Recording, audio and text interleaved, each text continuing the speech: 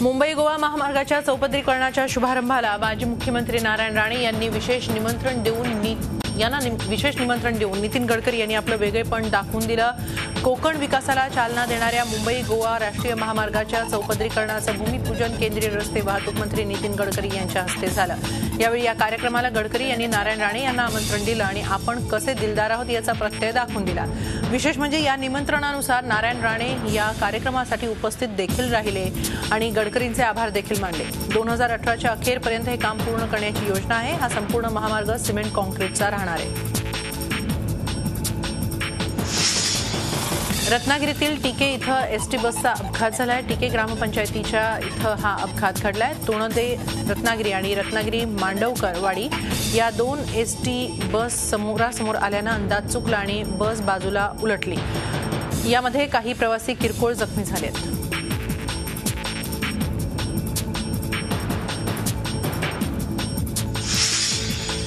सत्ताधारी भाजप आणि शिवसेनेमध्ये असलेल्या मतभेदांमुळे स्मार्ट सिटी मोहिमेतल्या पहिल्या यादीत मायानगरी मुंबई वगळली गेल्याची शक्यता आहे।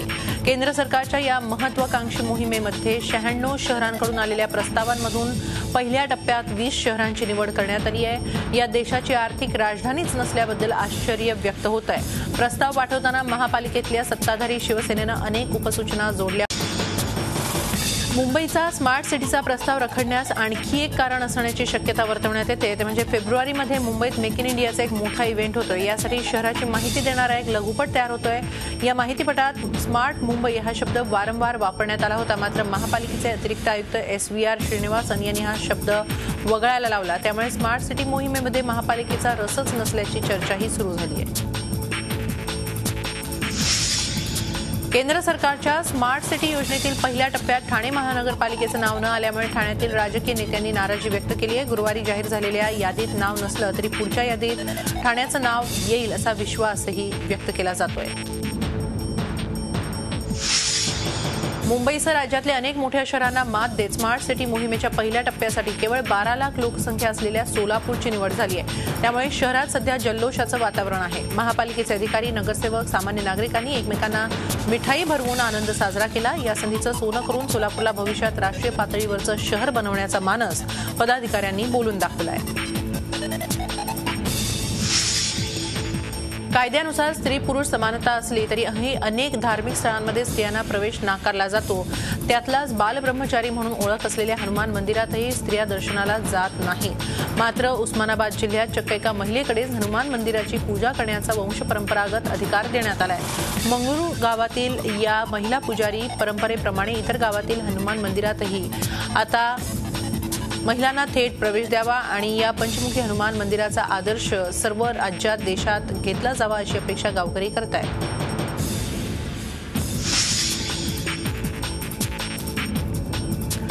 कोल्हापुरात कॉलेज परिसरात टिंगलटवाळी करत बसलेल्या रोड रोमिओ विद्यार्थ्यांवर पोलिसांनी कारवाई केली आहे। तास चुकवून कॉलेज परिसरात फिरणाऱ्या विद्यार्थिनींचाही यामध्ये समावेश आहे।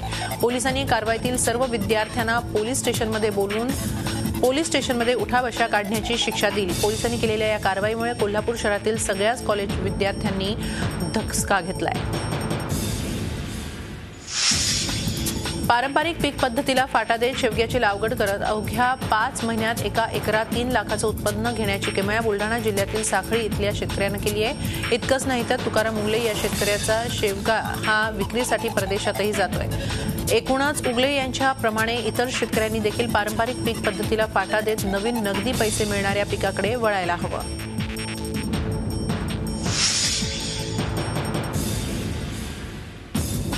खेळत असताना हौदेत पडलेल्या चिमुकल्या निशाची मृत्यूशी झुंज अखेर संपली आहे। 2 दिवस ती मृत्यूशी झुंज देत होती। मैत्रिणीसोबत खेळत असताना बांधकाम सुरू असलेल्या हौदात ती पडली होती। बुलढाण्यातील साखरखेड्यातल्या शिक्षक कॉलनीत ही दुर्दैवी घटना घडली आहे। लातूर शहरातील जिल्हा पोलीस अधीक्षक यांच्या कार्यालयाच्या आवारात जवळगा येथील एकाच कुटुंबातील 3 जणांनी विषप्राशन करून आत्महत्या करण्याचा प्रयत्न केलाय। जळगावातील आपल्या नातेवाईकांसोबत शिवाजी वाघे यांचा जमिनीचा वाद सुरू होता, त्यातून ही आत्महत्या करण्याचा प्रयत्न झाल्याचं समोर आलंय। या प्रकरणी पोलीस सहकार्य करत नसल्याचा आरोप कुटुंबियांनी केलाय। तिघांची प्रकृती ठीक असल्याचं डॉक्टरांनी सांगितलंय।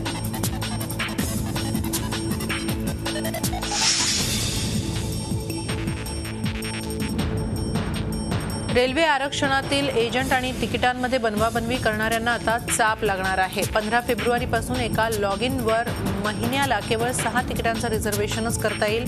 ऑनलाईन बुकिंग करून नंतर तिकिटांचा काळाबाजार करणाऱ्या एजंट्सना यामुळे अटकाव करता येणार आहे। तसंच अनारक्षित तिकिटांचाही काळाबाजार मोठ्या प्रमाणात सुरू असल्याचं समोर आलंय। लांब पल्ल्याच्या गाडीतून एकाचा प्रवास पूर्ण झाल्यानंतर तेच तिकीट दुसऱ्या प्रवाशाला विकणारे माफिया अनेक महत्त्वाच्या स्थानकांमध्ये सक्रिय आहेत। यांना चाप लावण्यासाठी रेल्वेने अनारक्षित तिकिटांच्या नियमांमध्ये काही बदल केलेत।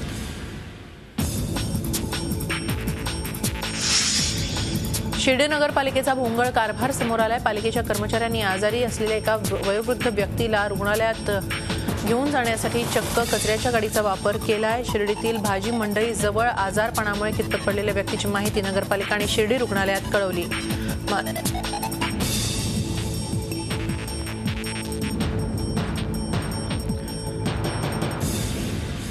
नगरपंचायतीनं गाडी पाठवली, मात्र ती कचरा गाडी। या घटनेची सर्वत्र टीका होत असताना विरोधी पक्षनेते राधाकृष्ण विखे पाटील यांनी देखील हा प्रकार माणुसकीला काळिमा फासणारा असल्याचं म्हटलंय।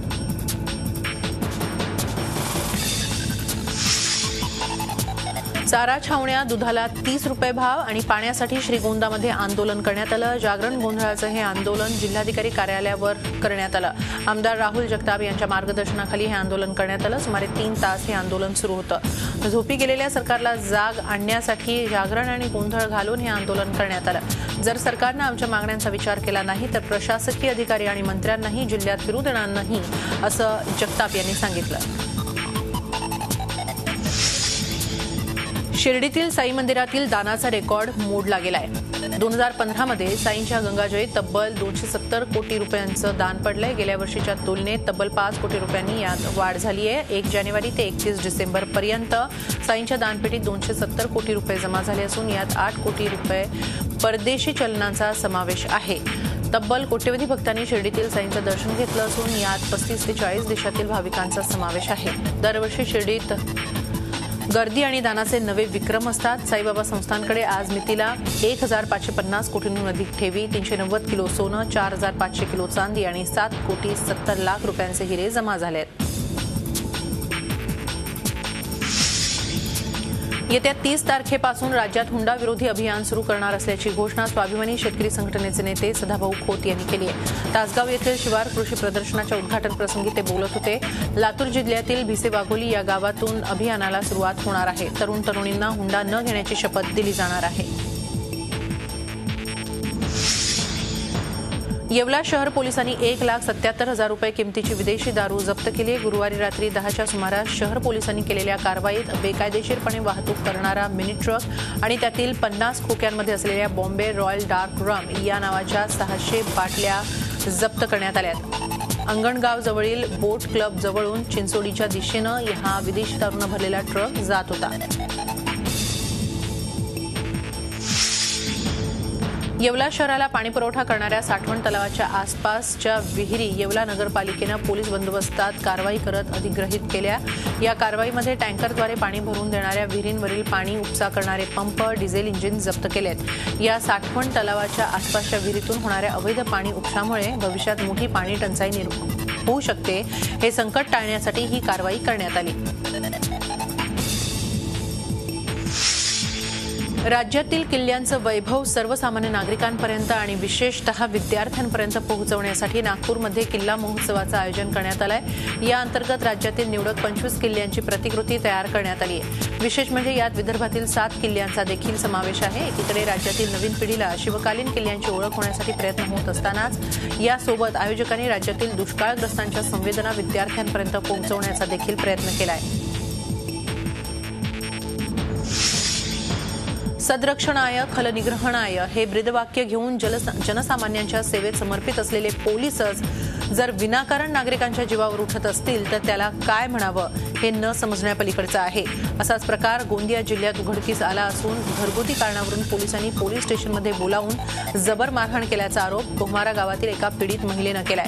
शबनम अली आणि त्यांच्या जावेचा घरगुती वाद होता, मात्र हे प्रकरण न्यायालयीन प्रविष्ट झालं आणि या प्रकरणी शबनम यांच्या मुलाला पोलीस स्टेशनमध्ये बोलवून अपशब्द वापरत बेदम मारहाण करण्यात आली आणि म्हणूनच शबनम यांनी पोलिसांविरोधात तक्रार दाखल केली आहे। गोंदिया जिल्ह्यात सारस महोत्सव साजरा होत असून पर्यटकांचा उत्स्फूर्त प्रतिसाद मिळतो आहे। या महोत्सवादरम्यान नामवंत लोकांची हजेरी या निमित्तानं गोंदिया जिल्ह्यात लागते। त्यामुळे गोंदिया येथील पर्यटन विभागाला वेगळी चालना मिळते। गोंदिया जिल्ह्यात तब्बल 32 ते 40 सारस पक्षी आहेत। म्हणूनच गोंदिया जिल्ह्याला सारस सिटी या नावानं देखील ओळखलं जाऊ लागलं। हीच ओळख देशपातळीवर व्हावी तसंच येथील पर्यटनाला चालना मिळावी यासाठी स्थानिक जिल्हा प्रशासनानं सारस महोत्सवाचं आयोजन केलंय। औरंगाबादमध्ये छावणी परिषदेच्या नगरसेवकावर कार्यालयाच्या आवारात सिगारेट ओढल्यानं मुख्याधिकाऱ्यांनी थेट पोलिसात तक्रार केली आहे। यावरून पोलिसांनी सार्वजनिक ठिकाणी धूम्रपान कायद्याअंतर्गत त्या नगरसेवकाविरोधात गुन्हा दाखल करून नोटीस पाठवली आहे। त्यामुळे नगरसेवक मिर्झा रफत बेग यांना छावणी परिषदेच्या कार्यालयात सिगारेट ओढणं चांगलंच महागात पडलंय। मात्र नगरसेवकांनी हे आरोप फेटाळले आहेत। मला चालणं जमत नाही, तिथं आवारात फिरून सिगरेट कसं पिणार असा सवाल त्यांनी केलाय। मुख्याधिकारी सूड भावनेनं कारवाई करत असल्याचा आरोप या नगरसेवकांनी केलाय।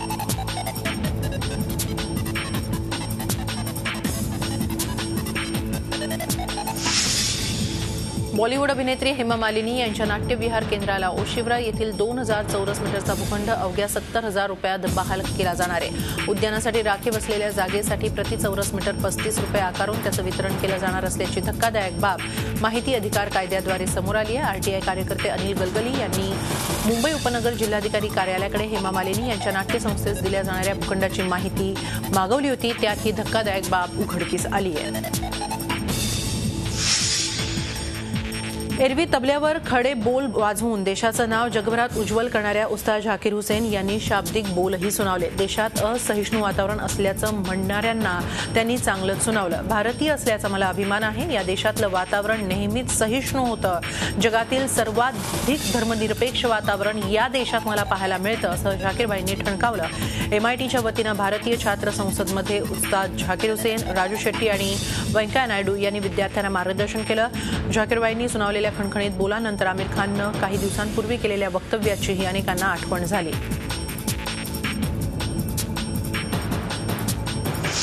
तुम्ही आतापर्यंत कोंबड्यांची तुफान झुंज पाहिली असेल, पण अशी कोंबड्यांची आणि मोराची झुंज पहिल्यांदाच पाहत असाल। या दोघांमधील ही तुफान झुंज पिंपरी चिंचवडमधील सिमेंटच्या जंगलात निसर्गाच्या कुशीत वसलेल्या मारुंजी गावात पाहायला मिळाली आहे। 10 मिनिटं झालेल्या या जोरदार झुंजीत मोराचा विजय झाला। मारुंजीतल्या अंकुश जगताप यांच्या कुटुंबियांनी ही झुंज अनुभवली।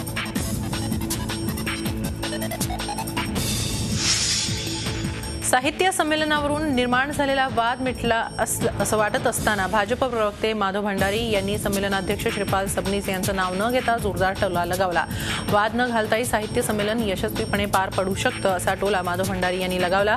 पिंपरीमध्ये कलारंग संस्थेच्या वतीनं कला क्षेत्रात काम करणाऱ्या मान्यवरांना कला गौरव पुरस्कारानं सन्मानित करण्यात आलं। त्यावेळी भंडारी बोलत होते। त्यांच्या बोलण्याचा रोख नेमका कुणाकडे होता हे सुजाण प्रेक्षकांना तत्काळ लक्षात आलं आणि हास्याचे फवारे उडाले। मुंबईच्या पोलीस आयुक्तपदावर दत्ता पडसलगीकर यांची नियुक्ती करण्यात आली आहे। पडसलगीकर सध्या आयबी मध्ये कार्यरत आहेत। ते आपल्या पदाचा कार्यभार उद्या स्वीकारणार आहेत। पडसलगीकर हे आयबीमध्ये प्रतिनियुक्तीवर आहेत। सध्या ते अतिरिक्त महासंचालक पदावर कार्यरत आहेत। मुंबईचे आयुक्त अहमद जावेद यांचा कार्यकाळ संपलाय। अहमद जावेद सौदी अरेबियात भारताचे राजदूत म्हणून रुजू होत आहेत। पडसलगीकर हे खुद्द मुख्यमंत्री देवेंद्र फडणवीस यांच्या विश्वासातले असल्याची चर्चा आहे। राष्ट्रीय आणि आंतरराष्ट्रीय स्तरावर उत्तम कनेक्ट असलेले अधिकारी अशी पडसलगीकर यांची ख्याती आहे। त्यामुळे मुंबईसमोरची बदलती आव्हानं, आंतरराष्ट्रीय दहशतवादाचं बदललेलं स्वरूप लक्षात घेता पडसलगीकर यांच्यासारख्या अधिकाऱ्यांची इथं नियुक्ती होणं उपयुक्त ठरू शकतं। पंतप्रधान नरेंद्र मोदी यांच्या महत्वाकांक्षी योजना असलेल्या मेक इन इंडिया कार्यक्रमात सिने अभिनेता आमिर खान सहभागी होणार आहे। त्यामुळे अनेकांच्या भुवया उंचावल्या आहेत। आमिर खाननं असहिष्णुतेबाबत वादग्रस्त विधान केलं होतं। त्यानंतर केंद्र सरकारनं अतुल्य भारत या सरकारी जाहिरातीतून आमिरची उचलबांगडी केली होती। त्यामुळे आमिर आणि भाजप सरकारमध्ये दरी निर्माण झाली होती। आता आमिर खान भाजप सरकारच्या कार्यक्रमात सहभागी होणार असल्यामुळे अनेकांना आश्चर्याचा धक्का बसलाय। हा कार्यक्रम मुंबई विद्यापीठाच्या कलिना कॅम्पसमध्ये 14 फेब्रुवारीला होणार आहे। यापूर्वी हा कार्यक्रम गिरगाव चौपाटीवर आयोजित करण्यात आला होता।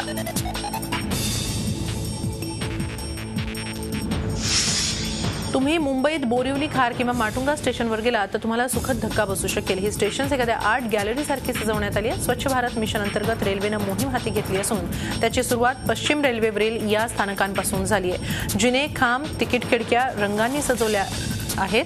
काही ठिकाणी 3D चित्रही साकारली गेली आहेत. मेकिंग अ डिफरन्स म्हणजेच मॅड फाउंडेशननं रेल्वेकडून कोणतीही अपेक्षा न करता हे काम केलेलं आहे.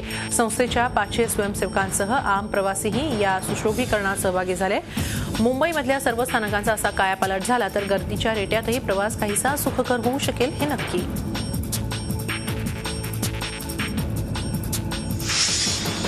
मुंबई महानगरपालिकेच्या मोकळ्या भूखंडांच्या योजनेला मुख्यमंत्र्यांनी स्थगिती देत मुदत संपलेले भूखंड ताब्यात घेण्यास सांगितलं होतं. त्यानुसार पालिकेनं 216 पैकी 36 संस्थांना नोटिसा दिल्या होत्या. यापैकी 34 भूखंड पालिकेनं ताब्यात घेतलेत. एमईटी आणि नागपाड्यातील एका शिक्षण संस्थेनं कोर्टात धाव घेतली होती. मात्र न्यायालयानं दिलासा न दिल्यामुळे हे दोन्ही भूखंड ताब्यात घेतले जाणार आहेत.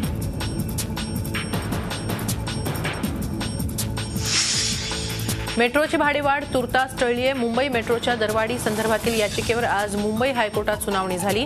हायकोर्टानं भाडेवाढ करण्यास नकार दिला. रिलायन्स आणि MMRDवर कोर्टानं ताशेरेही ओढले. 11 फेब्रुवारीपर्यंत भाडेवाढ टळली आहे.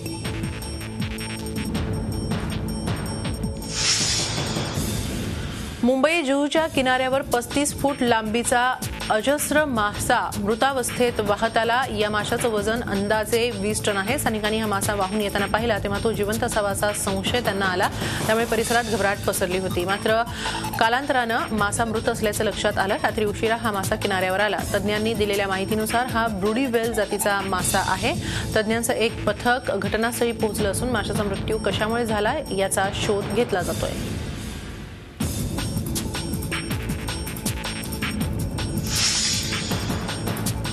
सीएसटी स्थानकावर 12 डब्यांच्या गाड्यांच्या प्लॅटफॉर्मची लांबी वाढवण्यासाठी 12, 13 आणि 14 फेब्रुवारीला विशेष ब्लॉक घेण्यात येईल. या वेळात हार्बर मार्गावरून वाहतूक बंद राहील. मुख्य मार्गावरील वाहतुकीत कुठलाही बदल होणार नाही. त्यामुळे हार्बर मार्गावरील गाड्या वडाळ्यापर्यंतच धावणार आहेत. हार्बर मार्गावरील वाढती प्रवासी संख्या लक्षात घेत 12 डब्यांच्या गाड्याची योजना MUTP 2 मध्ये समाविष्ट करण्यात आली आहे. या मार्गावरील प्लॅटफॉर्म लांबी वाढवण्याचं काम गेल्या 1.5 ते 2 वर्षांपासून सुरू आहे.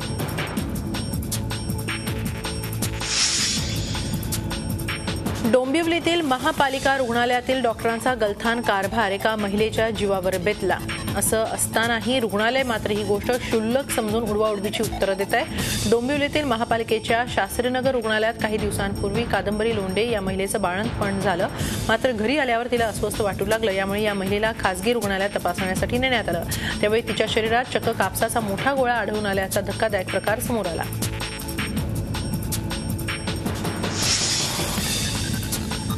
अंबरनाथ शहरातील GR पाटील शाळा आणि महाविद्यालयाच्या दुमजली इमारतीवर गुरुवारी अंबरनाथ पालिकेनं कारवाई केली आहे. पालिकेच्या मैदानासाठी राखीव भूखंडावर ही शाळा आणि महाविद्यालयाची इमारत बांधण्यात आली होती. गेल्या 3 वर्षांपासून शाळेला नोटीस पाठवण्यात येत होती. कारवाईमुळे 350 विद्यार्थ्यांचं शिक्षण कुठे होणार हाच आता प्रश्न आहे.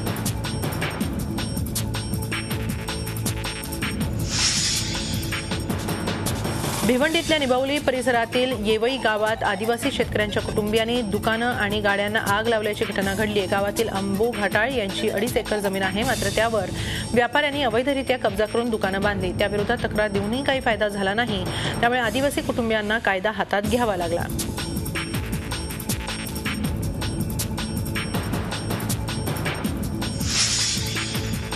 उल्हासनगरमधील महापालिकेच्या शाळांच्या पुनर्बांधणीसाठी 3 वेळा निविदा मागूनही ती घेण्यासाठी एकही ठेकेदार पुढे येत नाहीये. त्यामुळे शाळांची दुरवस्था झाली आहे. महापालिकेनं शहरातील 8 शाळांच्या पुनर्बांधणीसाठी निविदा काढल्या होत्या. कोणताही ठेकेदार पुढे न आल्यानं शाळा मोडकळीस आली आहे.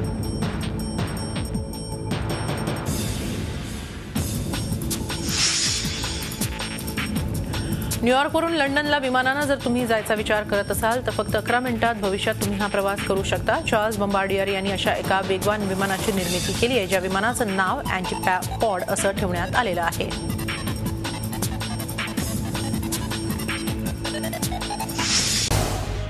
झी 24 तास रहा एक पाऊल पुढे.